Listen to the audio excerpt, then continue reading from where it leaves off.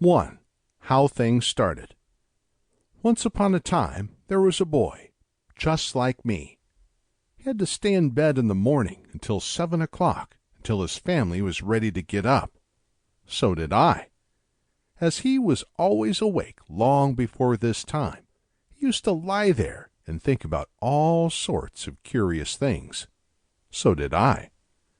One thing he used to wonder was this: what would the world be like if there were no fathers and mothers, no uncles or aunts, no cousins or other children to play with, no people at all except himself and the whole world? Perhaps you have wondered the same thing. So did I. At last he used to get so lonely just from thinking how dreadful such a world would be, that he could stand it no longer and would run to his parents' room and jump into bed by their side just to get this terrible thought out of his mind. So did I, for I was the boy. Well, there was a time long, long, long ago when there were no men or women or children, no people of any kind in the whole world. Of course, there were no houses, for there was no one to build them or to live in them. No towns or cities, nothing that people make.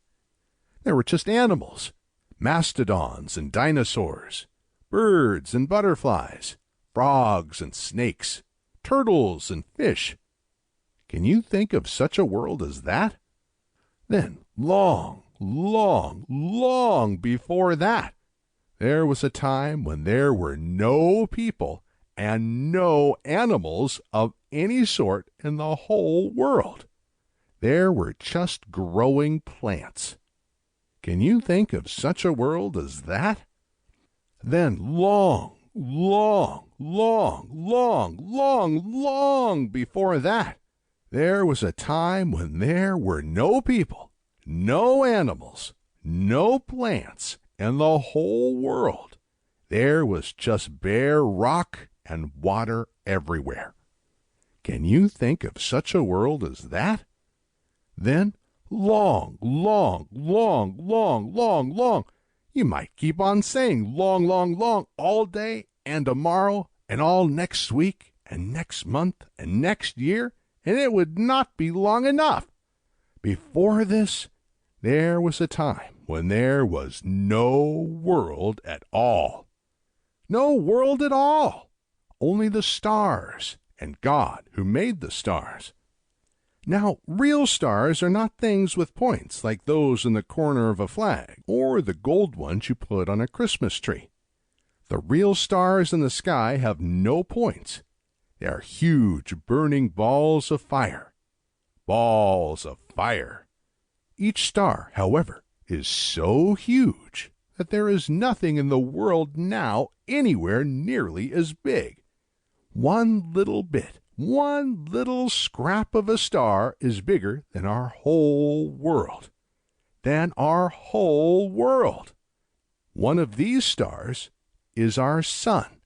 Yes, our sun. The other stars would look the same as the sun if we could get as close to them.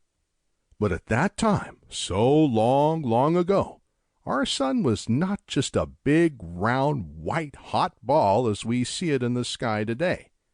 It was more like the fireworks you may have seen on the 4th of July. It was whirling and sputtering and throwing off sparks. One of these sparks, which the sun threw far off, got cool just as a spark from a crackling log in a fireplace gets cool, and this cooled-off spark was— what do you suppose? See if you can guess. It was our world. Yes, the world on which we now live. At first, however, our world, or Earth, was nothing but a ball of rock. This ball of rock was wrapped around with steam like a heavy fog.